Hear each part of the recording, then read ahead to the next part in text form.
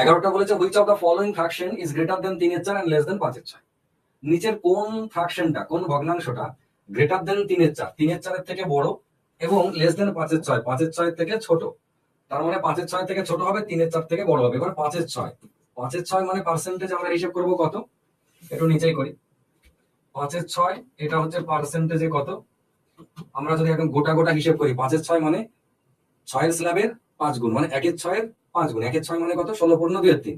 16×2=3 যদি হয় তাহলে 5×16 85 প্লাস এটা তো হবে।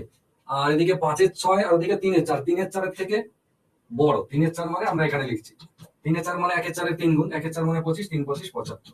এটা পিওর। তাহলে রেজাল্টটা এর থেকে কোথাও এইদিকে থাকবে, নাইলে এর থেকে কোথাও এদিকে থাকবে। এই হচ্ছে আমাদের অপশন।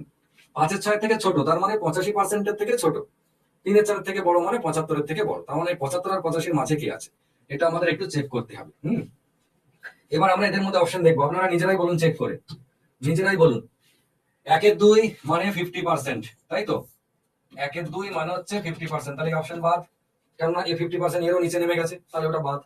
2/3, 2/3 মানে 66.66%, তাহলে এটাও বাদ, ও ওর থেকে নিচে নেমে গেছে 3/4 থেকে। 4/5, 4/5 মানে হচ্ছে 80%, তাহলে এটাই একমাত্র উত্তর। 4/5 মানে কোনটা, এদের ভিতরে কোথাও আছে, তার মানে এটা হচ্ছে উত্তর। আর 9-10টা একবার চেক করে নি, 9-10 মানে 90%, তাহলে এও বাদ। এই যে ব্যাপারটা, মানে যদি আপনি এই ফ্র্যাকশনের সঙ্গে পার্সেন্টেজের যে রিলেশনটা, এটা খুব ভালোভাবে রপ্ত করতে পারেন, তাহলে এইরকম যে অঙ্কগুলো থাকবে এ তো নিমেষেই চোখের দেখার আগেই হয়ে যাওয়ার কথা, তাই না?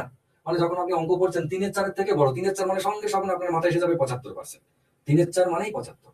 আর 5/6 থেকে ছোট, তার মানে 5/6 মানে 1/6 5 গুণ, 5/16 85 থেকেও ছোট।